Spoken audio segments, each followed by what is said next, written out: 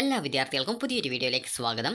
ഈ വർഷത്തെ PSC nursing കോഴ്സുകൾ അതുപോലെ തന്നെ പാരാമെഡിക്കൽ ഡിപ്ലോമ ഡിഗ്രി കോഴ്സുകൾ എന്നിവയിലേക്കുള്ള പ്രവേശന നടപടികൾ എപ്പോഴാണ് ആരംഭിക്കുക, എപ്പോഴാണ് അപേക്ഷ സമർപ്പിക്കേണ്ടത് എന്നുള്ളത് സംബന്ധിച്ചാണ് ഈ ഒരു വീഡിയോയിൽ. അപ്പോൾ വിദ്യാർത്ഥികൾക്ക് ഈ വർഷത്തെ BSc നഴ്സിംഗ് കോഴ്സുകളിലേക്കുള്ള പ്രവേശനത്തിനായിട്ടുള്ള അപേക്ഷ സമർപ്പിക്കേണ്ടത് വിദ്യാർത്ഥികൾ ഈ ഒരു നിങ്ങളുടെ +2 റിസൾട്ട് വന്ന ശേഷമാണ്. +2 റിസൾട്ട് വന്ന ഏകദേശം ജൂൺ മാസത്തോടെ തന്നെ ഈ ഒരു BSc നഴ്സിംഗ് കോഴ്സുകളിലേക്കും അതുപോലെ പാരാമെഡിക്കൽ ഡിഗ്രി കോഴ്സുകളിലേക്കുമുള്ള അലോട്ട്മെൻറ്റിനായിട്ടുള്ള അപേക്ഷകൾ ക്ഷണിക്കും. അപ്പോൾ ആ ഒരു സമയത്ത് നിങ്ങൾക്ക് അപേക്ഷ സമർപ്പിക്കാം.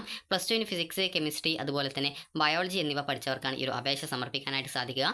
അതുപോലെ തന്നെ പാരാമെഡിക്കൽ ഡിപ്ലോമ കോഴ്സ് ഉണ്ട്. പാരാമെഡിക്കൽ ഡിപ്ലോമ കോഴ്സുകളിലേക്കുള്ള അപേക്ഷ ആരംഭിക്കുക ജൂൺ മാസം അവസാനത്തോടെയായിരിക്കും. അപ്പോൾ ആ ഒരു സമയത്ത് നിങ്ങൾക്ക് അതായത് ഈ ഒരു DPharm കോഴ്സിന് +2 ഫിസിക്സ്, കെമിസ്ട്രി എന്നിവ പഠിച്ചവർക്ക് അപേക്ഷിക്കാം. അതുപോലെ തന്നെ മറ്റു ഡിപ്ലോമ കോഴ്സുകൾക്ക് ഫിസിക്സ്, കെമിസ്ട്രി, ബയോളജി എന്നിവ പഠിച്ചവർക്കാണ് അപേക്ഷ സമർപ്പിക്കാനായിട്ട് സാധിക്കുക. അതുപോലെ തന്നെ വിദ്യാർത്ഥികൾ ചോദിക്കുന്ന പ്രധാനപ്പെട്ട മറ്റൊരു കാര്യമാണ് ഈ ഒരു കേരളത്തിന് പുറത്തുള്ള അഡ്മിഷൻ. അപ്പോൾ കേരളത്തിന് പുറത്തും ഈ ഒരു BSc നഴ്സിംഗ് കോഴ്സുകളിലേക്കുള്ള അഡ്മിഷനും കാര്യങ്ങളൊക്കെ ഈ ഒരു ജൂൺ മാസം അല്ലെങ്കിൽ ഈ ഒരു മെയ് പകുതിയോടെ തന്നെ ആരംഭിക്കുന്നതായിരിക്കും.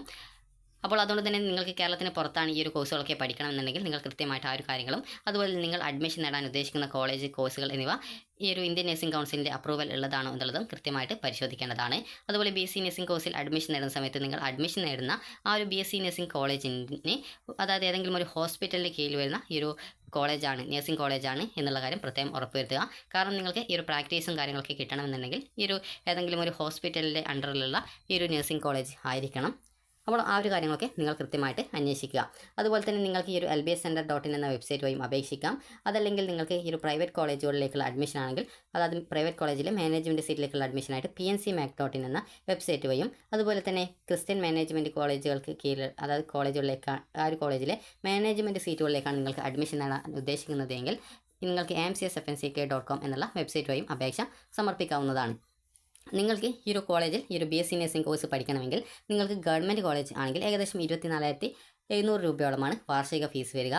അതുപോലെ തന്നെ നിങ്ങൾക്ക് സെൽഫ് ഫിനാൻസ് കോളേജ് ആണെങ്കിൽ ഏകദേശം 1 ലക്ഷം അതുപോലെ 1,20,000 എന്നിങ്ങനെ വിവിധ ഫീസ് ഇനത്തിൽ വരാറുണ്ട്. അതായത് മാനേജ്മെൻറ്റ് സീറ്റ് ആണെങ്കിൽ ഏകദേശം 1,20,000.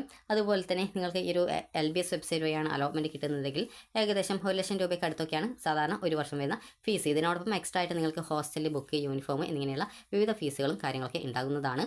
അപ്പോൾ അതുകൊണ്ട് തന്നെ നിങ്ങൾ കൃത്യമായിട്ട് എവിടെയാണ് അഡ്മിഷൻ നേടാൻ ഉദ്ദേശിക്കുന്നത് ഈ ഒരു കാര്യങ്ങളൊക്കെ ഇപ്പോൾ തന്നെ തീരുമാനിക്കുക. കാരണം ഈ ഒരു മെയ് പകുതിയാകുന്നതോടെ ഈ ഒരു BSc നഴ്സിംഗ് കോഴ്സുകളിലേക്കുള്ള ഈ ഒരു അഡ്മിഷൻ പ്രോസസ്സിനായിട്ടുള്ള നടപടികൾ വിവിധ സംസ്ഥാനങ്ങളിലും അതുപോലെ തന്നെ കേരളത്തിലെ കോളേജുകളിലും നടക്കും. അപ്പോൾ അതുകൊണ്ട് തന്നെ നിങ്ങൾ ആ ഒരു കാര്യങ്ങളൊക്കെ പ്രത്യേകം ശ്രദ്ധിക്കാം. അതുപോലെ തന്നെ ഇനി നിങ്ങൾക്ക് ഈ ഒരു LBS സെൻറ്റർ വെബ്സൈറ്റ് വഴി അതായത് LBS സെൻറ്റർ വെബ്സൈറ്റ് എന്ന് പറയുന്നത് ഈ ഒരു കേരള ഗവൺമെൻറ്റിന് കീഴിൽ വരുന്ന ഒരു സ്ഥാപനമാണ് LBS സെൻറ്റർ എന്ന് പറയുന്നത്. അതായത് LBS centre science and technology എന്ന് പറയുന്ന സ്ഥാപനം. അപ്പോൾ ഈ ഒരു സ്ഥാപനം വഴി നിങ്ങൾക്ക് ഈ ഒരു അഡ്മിഷൻ നേടാൻ സാധിക്കുന്നത് വിവിധ കോഴ്സുകൾക്ക് അഡ്മിഷൻ നേടാം. അപ്പോൾ നിലവിൽ നിങ്ങളോട് ഈ ഒരു വീഡിയോ വഴി പറയുന്നത് ഈ ഒരു പാരാമെഡിക്കൽ ഡിപ്ലോമ കോഴ്സുകളുടെയും അതുപോലെ തന്നെ BSc നഴ്സിംഗ് ഉൾപ്പെടെയുള്ള പാരാമെഡിക്കൽ ഡിഗ്രി കോഴ്സുകളുടെ കാര്യമാണ്. അപ്പോൾ നിങ്ങൾക്ക് ഇവിടെ ഇതുപോലെ നിങ്ങൾക്ക് ഈ ഒരു വെബ്സൈറ്റിൽ നിങ്ങൾക്ക് താഴോട്ടേക്ക് സ്ക്രോൾ ചെയ്യുന്ന സമയത്ത് ഇവിടെ നിങ്ങൾക്ക് സെൻട്രലൈസ്ഡ് അലോട്ട്മെൻറ്റ്സ് എന്നുള്ള ഭാഗത്ത് ആ ഒരു സമയത്ത് BSc നഴ്സിംഗ് എന്ന് പറഞ്ഞുകൊണ്ടുള്ള അതായത് admission to BSc nursing degree and paramedical courses എന്ന് പറഞ്ഞുകൊണ്ട് നിങ്ങൾക്ക് അവിടെ ആ ഒരു ലിങ്ക് അതായത് ഇവിടെ മുകളിലായിട്ട് തന്നെ ന്യൂ എന്ന് പറഞ്ഞുകൊണ്ട് കാണാൻ സാധിക്കും. അതല്ലെങ്കിൽ നിങ്ങൾക്ക് ഇതുപോലെ നിങ്ങൾക്ക് അതായത് ഈ ഒരു BSc നഴ്സിംഗ് ആൻഡ് പാരാമെഡിക്കൽ എന്ന് പറഞ്ഞുകൊണ്ട് പ്രൊഫഷണൽ ഡിഗ്രി കോഴ്സസ് എന്നുള്ളത് ഇതുപോലെ നിങ്ങൾക്ക് കാണാം. അപ്പോൾ നിങ്ങൾ അതിൽ ക്ലിക്ക് ചെയ്യുന്ന സമയത്ത് നിങ്ങൾക്ക് പിന്നീട് അതായത് ജൂൺ മാസം ഇത് 2024 അഡ്മിഷൻ്റെ ആ ഒരു വെബ് പേജാണ്. നിങ്ങൾക്ക് പുതുതായിട്ട് 2025 അഡ്മിഷന് ഈ ഒരു പുതുതായിട്ടുള്ള മറ്റൊരു വെബ് പേജിലേക്കാണ് പോവുക. അപ്പോൾ ആ ഒരു സമയത്ത് നിങ്ങൾ കൃത്യമായിട്ട് ഈ ഒരു അപേക്ഷ നിങ്ങൾക്ക് സമർപ്പിക്കാവുന്നതാണ്. അപ്പോൾ നിങ്ങളുടെ +2 അതായത് ഈ ഒരു +2 ആ ഒരു മാർക്ക് നോക്കിയിട്ടാണ് അതായത് നിങ്ങൾക്ക് +2 സെക്കൻഡ് ഇയറിൽ ലഭിച്ച ഫിസിക്സ്, കെമിസ്ട്രി, ബയോളജി എന്നിവയ്ക്ക് ലഭിച്ച മാർക്കിനെ അടിസ്ഥാനപ്പെടുത്തിയിട്ടാണ് നിങ്ങൾക്ക് അഡ്മിഷൻ കിട്ടുക. അപ്പോൾ ഈ ഒരു വീഡിയോ ആദ്യം തന്നെ അതായത് ഇപ്പോൾ തന്നെ തയ്യാറാക്കാനുള്ള കാരണം എന്ന് പറയുന്നത് പല വിദ്യാർത്ഥികൾക്കും ചിലപ്പോൾ BSc നഴ്സിംഗ് ആഗ്രഹിച്ച് അഡ്മിഷൻ കേരളത്തിൽ തന്നെ കിട്ടാറില്ല. അപ്പോൾ ഏറ്റവും അലോട്ട്മെൻറ്റ് പ്രോസസ്സിൻ്റെ ഏറ്റവും അവസാനമൊക്കെ വെയിറ്റ് ചെയ്ത് കഴിഞ്ഞാൽ പല വിദ്യാർത്ഥികൾക്കും BSc നഴ്സിംഗ് കോഴ്സിലേക്ക് അഡ്മിഷൻ കിട്ടാത്ത സാഹചര്യം ഉണ്ടാവാറുണ്ട്. അതുകൊണ്ട് തന്നെ നിങ്ങൾ കേരളത്തിന് പുറത്ത് അഡ്മിഷൻ നേടാൻ ആഗ്രഹിക്കുന്നുണ്ടെങ്കിൽ അങ്ങനെ നേടിക്കോട്ടെ എന്ന് ഉദ്ദേശത്തിലാണ് ഈ ഒരു വീഡിയോ ഇപ്പോൾ തയ്യാറാക്കിയിട്ടുള്ളത്. നിങ്ങൾ കേരളത്തിന് പുറത്ത് അഡ്മിഷൻ നേടാനായിട്ട് ഉദ്ദേശിക്കുന്ന സമയത്ത് തന്നെ നിങ്ങൾ പ്രധാനമായിട്ടും ശ്രദ്ധിക്കേണ്ട കാര്യം എന്ന് പറയുന്നത് ഇന്ത്യൻ നഴ്സിംഗ് കൗൺസിലിൻ്റെ അപ്രൂവലുള്ള കോളേജാണോ, അതുപോലെ ഇന്ത്യൻ നഴ്സിംഗ് കൗൺസിൽ തന്നെ ഇത്ര സീറ്റുകളിലേക്ക് അഡ്മിഷൻ വിദ്യാർത്ഥികൾക്ക് നൽകാവൂ എന്ന് പറഞ്ഞുകൊണ്ട് ഓരോ കോളേജിലും ഇത്ര സീറ്റുകൾ വീതം എന്ന് പറഞ്ഞിട്ടുണ്ടാവും. അപ്പോൾ നിങ്ങൾ ആ ഒരു രീതിയിൽ അഡ്മിഷൻ ആ ഒരു കോളേജിൽ നിങ്ങൾ എത്രാമതായിട്ടാണ് BSc നഴ്സിംഗ് കോഴ്സിന് അഡ്മിഷൻ നേടുന്നത് അപ്പോൾ നിങ്ങളുടെ ആ ഒരു എണ്ണത്തിലുള്ള വിദ്യാർത്ഥികളെ ആ ഒരു കോളേജിൽ അഡ്മിറ്റ് ചെയ്യാനായിട്ട് അതായത് അഡ്മിറ്റ് എന്ന് പറയുമ്പോൾ അവിടെ പ്രവേശനം നൽകാനായിട്ട് നിങ്ങൾക്ക് അതായത് ആ ഒരു കോളേജിന് അനുമതി ഉണ്ടോ എന്നുള്ള കാര്യങ്ങളൊക്കെ കൃത്യമായിട്ട് അന്വേഷിക്കുക. കാരണം നിങ്ങൾ കേരളത്തിന് പുറത്ത് പോകുന്ന സമയത്ത് ചില കോളേജുകൾക്ക് അംഗീകാരം ഉണ്ടാവാറില്ല. അപ്പോൾ അങ്ങനെ വരുന്ന സാഹചര്യത്തിൽ പല വിദ്യാർത്ഥികളും അല്ലെങ്കിൽ പല പാരൻസും ലക്ഷങ്ങളൊക്കെ ചിലവഴിച്ചിട്ടായിരിക്കും ഈ ഒരു അഡ്മിഷന് വേണ്ടിയിട്ടുള്ള കാര്യങ്ങളൊക്കെ ചെയ്യുന്നത്. അപ്പോൾ ഈ ഒരു അഡ്മിഷനും കാര്യങ്ങളൊക്കെ ചെയ്ത ശേഷം പിന്നീട് ആ ഒരു കോളേജിൻ്റെ ആ ഒരു കോഴ്സിന് അംഗീകാരമില്ല എന്നൊക്കെ വരുന്ന സാഹചര്യത്തിൽ നിങ്ങൾ നൽകുന്ന പൈസ നിങ്ങൾക്ക് നഷ്ടപ്പെടാനുള്ള സാഹചര്യവും കാര്യങ്ങളൊക്കെ ഉണ്ടാവും. അപ്പോൾ അതുകൊണ്ട് തന്നെ കൃത്യമായിട്ട് നിങ്ങൾ അഡ്മിഷൻ നേടാൻ ഉദ്ദേശിക്കുന്ന കോളേജ് ഈ ഒരു ഇന്ത്യൻ നഴ്സിംഗ് കൗൺസിലിൻ്റെ അപ്രൂവൽ ഉള്ളതാണോ, അതുപോലെ ആ ഒരു കോളേജിൽ എത്ര വിദ്യാർത്ഥികൾക്കാണ് ഈ ഒരു അപ്രൂവൽ ഉള്ളതാണെങ്കിൽ തന്നെ എത്ര വിദ്യാർത്ഥികൾക്കാണ് അവിടെ അഡ്മിഷൻ നൽകാനുള്ള അനുമതിയുള്ളത് എന്നിങ്ങനെയുള്ള കാര്യങ്ങളൊക്കെ കൃത്യമായിട്ട് ഇന്ത്യൻ നഴ്സിംഗ് കൗൺസിലിൻ്റെ വെബ്സൈറ്റിൽ ഡീറ്റെയിൽസ് നൽകിയിട്ടുണ്ടാകും. അപ്പോൾ അത് കൃത്യമായിട്ട് നിങ്ങൾ പരിശോധിച്ച് ഈ ഒരു കാര്യങ്ങളൊക്കെ പ്രത്യേകം ഉറപ്പുവരുത്തുക.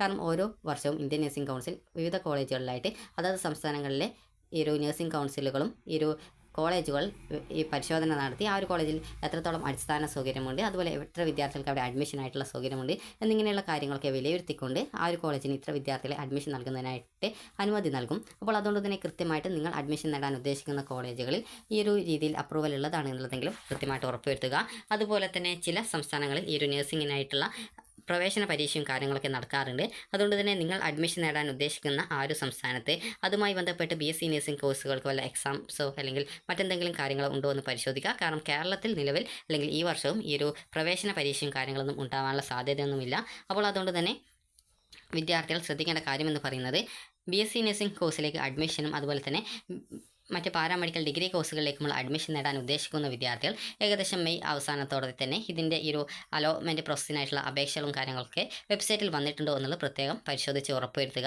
കാരണം ജൂൺ മാസം സാധാരണ അതിൽ +2 റിസൾട്ട് വന്ന ഏകദേശം ഒരാഴ്ചക്കുള്ളിൽ തന്നെ നോട്ടിഫിക്കേഷൻസും കാര്യങ്ങളൊക്കെ വരാറുണ്ട്. അപ്പോൾ ആ ഒരു സമയത്ത് നിങ്ങൾക്ക് പാരാമെഡിക്കൽ ഡിഗ്രി അതുപോലെ തന്നെ BSc നഴ്സിംഗ് കോഴ്സുകളിലേക്കുള്ള അപേക്ഷ സമർപ്പിക്കാം. അതിനുശേഷം ഏകദേശം ജൂൺ പകുതിയോടെയാണ് പകുതിയോടെയോ അല്ലെങ്കിൽ അവസാനത്തോടെ ആയിരിക്കും ഡിപ്ലോമ കോഴ്സുകളിലേക്കുള്ള, അതായത് ഈ ഒരു DPharm അതുപോലെ ഹെൽത്ത് ഇൻസ്പെക്ടർ പാരാമെഡിക്കൽ കോഴ്സസ് ഇങ്ങനെയുള്ള വിവിധ ഡിപ്ലോമ കോഴ്സുകളിലേക്കുള്ള പ്രവേശന നടപടികളും ആരംഭിക്കുന്നത്.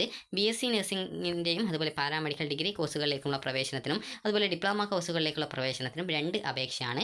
അപ്പോൾ രണ്ടും സെപ്പറേറ്റ് ആപ്ലിക്കേഷനുകളാണ്. ആ ഒരു കാര്യം വിദ്യാർത്ഥികൾ ശ്രദ്ധിക്കേണ്ടതാണ്. അപ്പോൾ വിദ്യാർത്ഥികൾക്ക് ഈ ഒരു വീഡിയോയിൽ നിങ്ങൾക്ക് എത്ര രൂപ ഫീസ്, അതായത് അഡ്മിഷൻ ഫീസ് ഇനത്തിലും മറ്റും വരും എന്നുള്ള കാര്യവും അതുപോലെ തന്നെ ഏതൊക്കെ വെബ്സൈറ്റുകൾ വഴിയാണ് ഈ ഒരു അപേക്ഷ സമർപ്പിക്കേണ്ടത് എന്നുള്ളതും അതുപോലെ നിങ്ങൾ കേരളത്തിന് പുറത്ത് അഡ്മിഷൻ നേടുന്ന സമയത്ത് ശ്രദ്ധിക്കേണ്ട കാര്യങ്ങൾ എന്തൊക്കെയാണ് എന്നുള്ളതും നിങ്ങൾക്ക് മനസ്സിലായിട്ടുണ്ടാകുമെന്ന് കരുതുന്നു. അപ്പോൾ നിങ്ങൾക്ക് ഏകദേശം 4 വർഷത്തെ ഈ BSc നഴ്സിംഗ് കോഴ്സ്. അപ്പോൾ ഈ ഒരു കോഴ്സ് പഠിക്കുന്ന സമയത്ത് നിങ്ങൾക്ക് ഗവൺമെൻറ് സീറ്റാണ് കിട്ടുന്നതെങ്കിൽ ചെറിയൊരു പൈസ മാത്രമേ നിങ്ങൾക്ക് ഈ ഒരു അഡ്മിഷൻ അതായത് ഈ ഒരു കോഴ്സ് കംപ്ലീറ്റ് ചെയ്യാനായിട്ട് വേണ്ടൂ. എന്നാൽ നിങ്ങൾക്ക് മാനേജ്മെൻറ്റ് സീറ്റിലൊക്കെയാണ് നിങ്ങൾക്ക് അഡ്മിഷൻ കിട്ടുന്നതെങ്കിൽ നിങ്ങൾക്ക് വരുന്ന ഫീസ് എന്ന് പറയുന്നത് തന്നെ ഏകദേശം 4 വർഷത്തേക്ക് കൂടി ഏകദേശം ഒരു 6-7 ലക്ഷം രൂപയ്ക്ക് അടുത്ത് വരും. കാരണം ഹോസ്റ്റൽ അതുപോലെ മറ്റ് ചിലവുകൾ എന്നിവയൊക്കെയുള്ള കാര്യങ്ങളൊക്കെ കൂട്ടുന്ന സമയത്ത് ഏകദേശം 7 ലക്ഷം ആ ഒരു രൂപയ്ക്ക് അടുത്ത് നിങ്ങൾക്ക് ഫീസ് വരുന്നതാണ്. അതുപോലെ തന്നെ നിങ്ങൾക്കൊരു കോളേജിൽ അഡ്മിഷൻ കിട്ടിക്കഴിഞ്ഞാൽ നിങ്ങൾ അഡ്മിഷൻ നേടുന്ന സമയത്ത് തന്നെ ഫുൾ ഫീസും നിങ്ങൾ അടക്കേണ്ടതായിട്ടും വരും എന്നുള്ളത് നിങ്ങൾ പ്രത്യേകം ശ്രദ്ധിക്കുക. അപ്പോൾ നിങ്ങൾക്ക് ഈ ഒരു വീഡിയോ ഉപകാരപ്രദമായിട്ടുണ്ടെങ്കിൽ ലൈക്ക് ചെയ്യുക, ഷെയർ ചെയ്യുക.